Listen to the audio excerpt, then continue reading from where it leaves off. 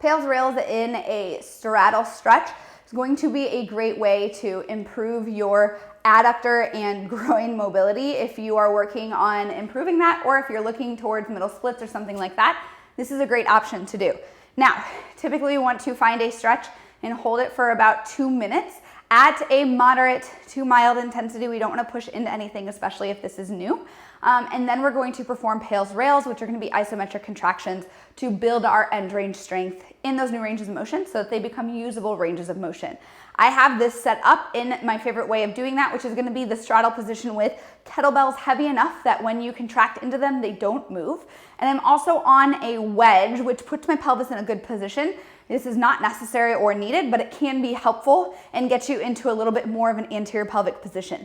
If you feel groin sensations or front of the hip pinching, then this is to progress for you. You may want to elevate your hips even higher on something like yoga blocks. That's totally fine and recommended. If you still feel groin sensations or closing angle sensations and pinching, then this is to progress for you. You do not want to push into that. Now from here, there's a couple ways to do that. If you already feel a stretch here, then you're gonna stay here for about 2 minutes. If you don't feel as much of a stretch on those inner thigh, groin, and inner hamstring muscles, you're gonna lean into the stretch a little. There's ways to make this more difficult.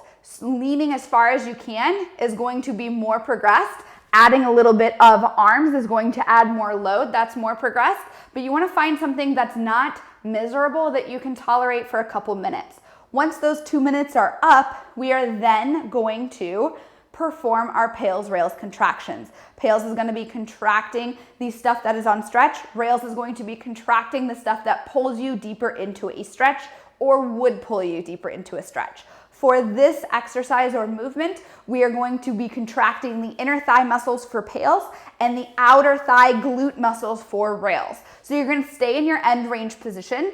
Keep in mind that if this is new, it's something you don't want to push into a crazy amount. You want to go with what you feel. Don't push into something that feels like it's going to rip apart.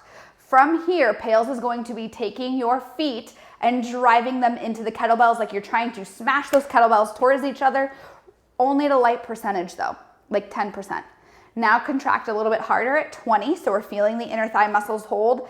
A little bit more at 40, a little more at 60, a little more at 80, and then we can go up to our safest, greatest effort, which is our max intensity if we would like. We're gonna hold that for about 20 seconds, taking 10 seconds to get up there, about 20-second hold. Once that time is up, we're gonna ramp it down, relax. We're now gonna find our glute muscles, which would be the muscles that would try to pull our legs off the kettlebells, which might pull us deeper into a movement, but you're just gonna feel those muscles work. You might feel some twitching, cramping, totally fine. Try to work through it a little bit. Ramp from a 20 to a 40% contraction, 40 to 60, 60 to 80, just like we did with PAILs, and then ramp up to your safest, greatest effort if you feel comfortable. Hold that for about 20 seconds. Once that time is up, that is going to be your 1 round of PAILs Rails.